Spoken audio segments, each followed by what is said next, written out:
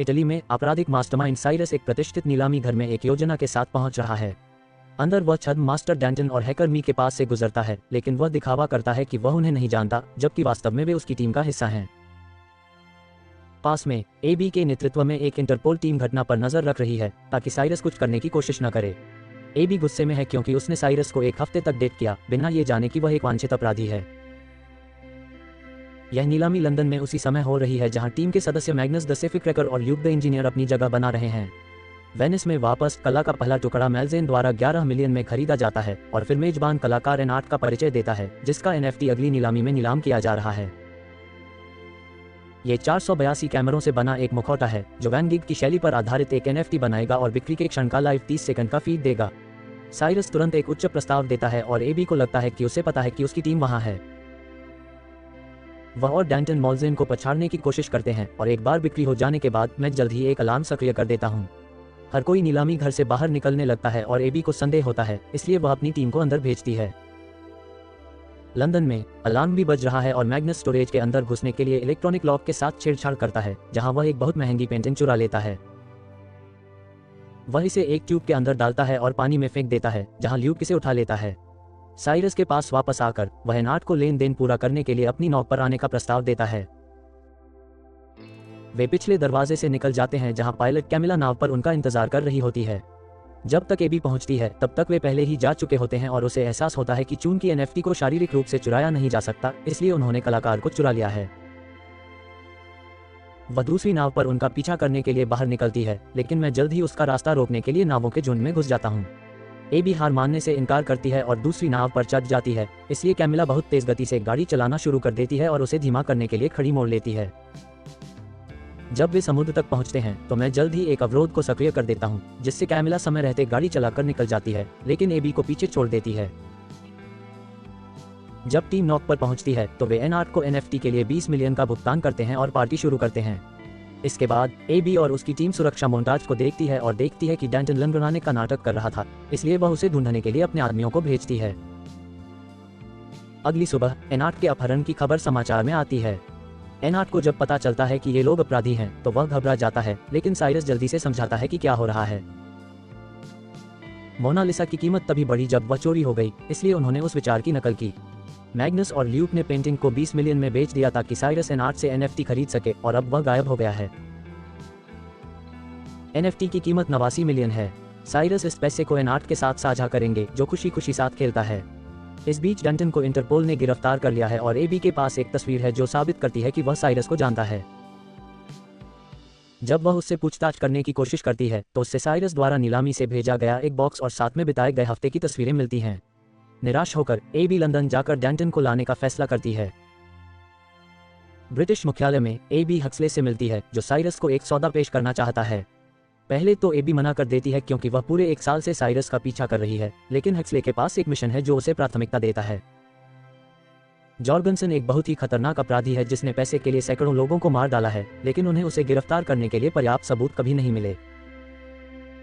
Huxley ने आखिरकार एक जासूस को पकड़ लिया और पता चला कि जॉर्गनसन हैकर समूह लेविथान के साथ मिलकर पानी पर हमला करने की योजना बना रहा है, जिससे एक शहर में बाढ़ आ जाएगी और लाखों लोग मारे जाएंगे। लेविथान अपना भुगतान सोने में चाहता है और जॉर्गनसन इसे 17 दिनों में लंदन से ज्यूरिख ले जाने वाला है। चूंकि अपना सोना ले जाना गैरकानूनी नहीं है, इसलिए हक्सले चाहता है कि साइरस इसे चुरा ले और लेन देन को रोक दे। एबी को यह पसंद नहीं है, फिर भी उसके पास सहमत होने के अलावा कोई विकल्प नहीं है। शाम को एबी साइरस से मिलने जाती है, जो जॉर्गनसन का नाम सुनकर नौकरी से इनकार कर देता है क्योंकि वह बहुत खतरनाक है। एबी बताती है कि वह डैंटन है और अगर साइरस नौकरी स्वीकार नहीं करता है तो वह जेल में मर जाएगा, जिससे पूरी टीम को पूरी छूट मिल जाएगी, जिसका मतलब है कि वे अपने परिवारों को फिर से देख पाएंगे। साइरस तभी सहमत होता है जब एबी भी उनके साथ काम करे। इस बीच आयरलैंड में गुर्गे कॉमेक ने उस चूहे को पकड़ लिया है और कुछ समय से उसे नुकसान पहुंचा रहा है। जब वह आदमी काफी पीड़ित हो जाता है तो कॉमेक जॉर्गनसन को वीडियो कॉल करता है ताकि वह देख सके कि एक कुत्ता गद्दार को कैसे खाता है। अगले दिन एबी डैंटन को रिहा करती है और टीम के साथ मिलकर अपने पास मौजूद खुफिया जानकारी साझा करती है। सोने की छड़ें एक टोकरे में पैक की जाएंगी और दोनों हवाई अड्डों पर इसे गार्डों द्वारा घेर लिया जाएगा। बहुत सोचने के बाद साइरस ने फैसला किया कि उन्हें पूरा विमान ले जाना चाहिए, जिसका मतलब है कि उन्हें रडार सिग्नेचर को बदलने के लिए दूसरे विमान का इस्तेमाल करना चाहिए। ऐसा करने के लिए उन्हें एक निजी जेट की आवश्यकता होगी, इसलिए वे माल्जेन से उसका विमान उधार लेने के लिए जाते हैं। पहले तो माल्जेन ने मना कर दिया, लेकिन जब एबी ने उसे उसका बैज दिखाया और बताया कि वह अवैध रूप से उड़ान भर रहा है, तो वह जल्दी ही सहयोग करने लगा। फिर माल्जेन ने बताया कि जेट में सब कुछ रिमोट से नियंत्रित होता है और इसकी कुछ विशेषताओं को दिखाता है, जैसे कि एक छिपा हुआ पोल और उसके नीचे एक स्क्रीन। इसके बाद एबी जेट को छिपाने के लिए एक इनर पोल हैंगर का उपयोग करता है, जिसे वे पुराने संदिग्ध विमान की तरह दिखने के लिए ढक रहे हैं। मैग्नस अपने वॉल्ट ब्रेकिंग लेजर को संशोधित करने पर काम करता है ताकि यह अशांति के बावजूद विमान पर काम कर सके, और डैंटन पहले से ही नए विग और दाढ़ी का परीक्षण कर रहा है। कैमिला को सोने के विमान के नीचे जेट को स्थानांतरित करने का अभ्यास करने के लिए सिमुलेशन के साथ थोड़ी परेशानी हो रही है, लेकिन साइरस के पास एक विचार है। ल्यूक एनएफटी से सभी कैमरों को जेट पर रखेगा ताकि कैमिला को विमान के चारों ओर पूरी दृश्यता मिल सके। मी के पास जल्द ही जीपीएस ट्रांसमिशन को हैक करने का प्रोग्राम है ताकि एयर ट्रैफिक कंट्रोल को धोखा दिया जा सके। समस्या यह है कि जेट और विमान दोनों को एक ही समय पर करना असंभव है, जब वे इतनी तेजी से आगे बढ़ रहे हों। ट्रैफिक कंट्रोल में किसी को एक ही सिग्नल वाले दो विमानों का पता चल जाएगा, लेकिन सौभाग्य से एबी किसी को जानती है। कुछ समय बाद एबी और साइरस हैरी से मिलते हैं, जो एयर ट्रैफिक कंट्रोल में काम करता है, लेकिन इंटरपोल के लिए एक मुखबिर भी है। एबी उसे लोगों की मदद करने के तर्क में मदद करने के लिए मना नहीं पाती, इसलिए साइरस उसे बदले में $1 मिलियन की पेशकश करता है और हैरी तुरंत सहमत हो जाता है। बाद में दोनों हक्सले से मिलते हैं, जो उन्हें बताता है कि उन्हें मूल मृत मिला है और इस वजह से बैंक 17 दिनों के बजाय 10 दिनों में सोना ले जाएगा। साइरस को लगता है कि पर्याप्त समय नहीं है और वह बाहर निकलना चाहता है, जिससे हक्सले के साथ बहस शुरू हो जाती है। एबी उन दोनों को यह याद दिलाकर चुप करा देती है कि यह जीवन बचाने के बारे में है, इसलिए साइरस उसके लिए रुकने के लिए सहमत हो जाता है। हैंगर में टीम समाचारों में देखती है कि साइबर आतंकवादियों ने मैरिड के जल ग्रिड पर हमला किया है और शहर अब गंभीर रूप से बाढ़ग्रस्त है। अब तक 13 लोग मारे गए हैं, लेकिन उन्हें उम्मीद है कि संख्या जल्द ही और भी बदतर हो जाएगी। साइरस को लगता है कि यह बहुत खतरनाक हो गया है और वह फिर से छोड़ने की कोशिश करता है, लेकिन टीम अब हार मानने से इनकार करती है और वे सहमत होते हैं कि उन्हें जॉर्गनसन को रोकना होगा। हालांकि ल्यूक हिचकिचाता हुआ लगता है। अपनी हवेली में जॉर्गनसन लेविथान को उनके छोटे से प्रदर्शन के लिए धन्यवाद देता है। बहुत काम करने के बाद मी जल्द ही उस डिवाइस को पूरा कर लेता है जो विमान के जीपीएस को हैक कर देगा, लेकिन दुर्भाग्य से यह एक बम जैसा दिखता है। उनके पास कोई विकल्प नहीं है सिवाय इसके कि वे अपने कुछ साथियों को विमान में ले जाकर टुकड़ों के साथ डिवाइस को फिर से जोड़ दें।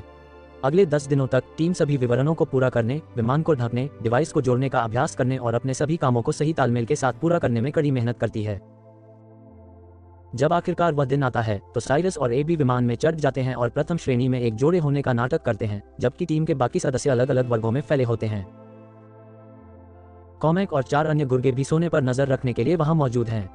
टीम संपर्क में रहने के लिए छिपे हुए संचारक पहनती है और साइरस को पता चलता है कि ल्यूक जांच नहीं कर रहा है।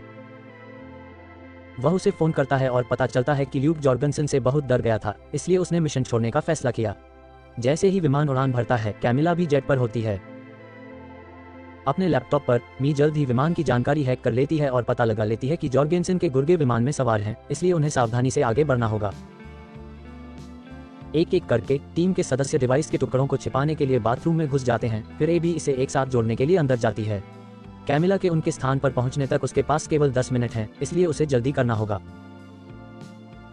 एबी डिवाइस को जल्दी से एक साथ जोड़ने में कामयाब हो जाती है, लेकिन जब वह इसे एक लाइट के पीछे छिपाने वाली होती है तो ये गिर जाती है और अलग हो जाती है। जल्द ही साइरस को पता चलता है कि वह बहुत समय ले रही है और उसकी मदद करने के लिए बाथरूम में प्रवेश करती है। उस समय गुर्गे डोनल को संदेह होता है और वह दरवाजा खटखटाता है, इसलिए एबी शोर मचाना शुरू कर देती है ताकि ऐसा लगे कि वे उससे दूर रखने के लिए कुछ कर रहे हैं। इस बीच कैमिला के कैमरे में अशांति के कारण समस्या आ रही है और सिग्नल बंद हो जाता है। एक और कैमरा टूट भी जाता है, लेकिन समय समाप्त होने से पहले कैमिला आखिरी समय में एक चाल चलती है और जेट को सीधे विमान के नीचे धकेल देती है। क्योंकि डिवाइस अभी तैयार नहीं है, इसलिए ट्रैफिक कंट्रोल के कंप्यूटर पर एक ही सिग्नल 2 बार दिखाई देता है, इसलिए हैरी को एक सहकर्मी का ध्यान भटकाना पड़ता है, ये दिखावा करके कि वह उससे परेशान कर रही है। शुक्र है कि ठीक उसी समय एबी और साइरस असेंबली खत्म कर देते हैं और डिवाइस विमान में घुस जाती है, जिससे दूसरा सिग्नल गायब हो जाता है। जश्न मनाने के लिए साइरस डिवाइस को छिपाने के बाद एबी को चूमता है। इसके बाद हैरी विमान के पायलटों को बुलाकर उन्हें एक नकली तूफान के बारे में बताता है और उन्हें मार्ग बदलने के लिए कहता है, जिससे वे आल्प्स में एक निजी हवाई क्षेत्र में चले जाते हैं। पायलट इस पर विश्वास करते हैं और उड़ान भरना शुरू कर देते हैं, जबकि कैमिला एक ड्रोन छोड़ती है जो सिग्नल को मूल मार्ग पर बनाए रखेगा ताकि अन्य ट्रैफिक कंप्यूटर धोखा दे सकें। पायलट यात्रियों को भी परिवर्तन की घोषणा करते हैं, इसलिए गुर्गे कार्रवाई के लिए तैयार हो जाते हैं। इस बीच डैंटन एक बीमार आदमी की भूमिका निभा रहा है और परिचारिका का ध्यान भटकाता है ताकि मैग्नस उसका एक ऑक्सीजन टैंक लेकर कार्गो क्षेत्र में घुस सके। एक बार जब मीसून वाईफाई को काट देता है और सोने के लॉक को हैक कर लेता है तो मैग्नस ऑक्सीजन मास्क लगाता है और सोने के डिब्बे को खोलता है, जो उसे दबाव भिन्नता से मारता है और विमान को थोड़ा हिला देता है। लेजर के साथ सोने तक पहुंचने में थोड़ा समय लगने वाला है और गुर्गे अपनी स्थिति बना रहे हैं। डोनल अपनी बंदूक का इस्तेमाल करके एक परिचारिका का अपहरण करता है और उसे कॉकपिट खोलने के लिए मजबूर करता है, जिससे एबी देख लेती है। उस समय लेजर से विमान फिर से हिलने लगता है और साइरस डोनल से निपटने का मौका लेता है, जो जवाब में गोली चलाता है। साइरस बचाव के तौर पर उस पर बैग फेंकना शुरू कर देता है और दूसरे गुर्गे के आने पर हमला करता है। इस लड़के पर एबी ने हमला किया, जो उसे पीटना शुरू कर देती है। उसी समय साइरस डोनल से हाथापाई करने लगता है। मैग्नस जितना अधिक लेजर का उपयोग करता है, विमान उतना ही अधिक हिलता है और दोनों जगह लड़खड़ाते हैं। डोनल एक फोन केबल से साइरस का गला घोंटने की कोशिश करता है। उसी समय एबी एक कैबिनेट को धक्का देती है, जिससे दोनों गुर्गे बच निकलते हैं और कैबिनेट साइरस और परिचारिका के साथ नीचे गिर जाती है। उस समय मैग्नस आखिरकार तिजोरी खोलता है और सोना निकाल लेता है। एबी दूसरे गुर्गे को नीचे गिरा देता है, जबकि डोनल अपनी बंदूक वापस ले लेता है, लेकिन इससे पहले कि वह गोली चला पाता, साइरस उसे कांच से टकराकर बेहोश कर देता है। फिर साइरस और एबी मैग्नस तक पहुंचने की कोशिश करते हैं, लेकिन कॉमेक और उसकी बंदूक ने उनका रास्ता रोक दिया है। अचानक विमान नए गंतव्य पर उतरता है और चून की जमीन जमी हुई है, इसलिए यह फिसलने लगता है। तब तक नहीं रुकता जब तक कि यह बर्फ में फंस न जाए। जल्द ही कैमिला भी जेट के साथ उतरती है और उसे विमान से टकराने से ठीक पहले इसे फिसलने से रोकने के लिए अतिरिक्त प्रयास करना पड़ता है। कॉमेक और उसके दो आदमी एबी, साइरस, मैग्नस और कैमिला को पकड़ लेते हैं। जॉर्गनसन को यह पुष्टि करने के लिए कॉल करने के बाद कि सोना ठीक है, कॉमेक खुद इसे लाने का वादा करता है। साइरस उससे मूल रूप से योजना के अनुसार ट्रेन का उपयोग करने के लिए मजबूर करने की कोशिश करता है, लेकिन कॉमेक इसके बजाय जेट लेने का विकल्प चुनता है। मैग्नस को छोड़कर टीम को अपने साथ ले जाता है। कुछ क्षण बाद कैमिला कॉमेक के आदेश के तहत जेट को उड़ा रही है, लेकिन वह अपने साथियों को संकेत भेजने के लिए एक बटन दबाती है। एबी और साइरस ने अपनी सीट बेल्ट लगाई और कैमिला पागलों की तरह जेट को उड़ाना शुरू कर देती है, जिससे जेट हिलता है और ऐसा लगता है कि सोना उनका संतुलन बिगाड़ रहा है। सारा हिलना धीरे धीरे धातु के कवर को हटा रहा है, जिससे जेट को फिर से खोजने में मदद मिलेगी।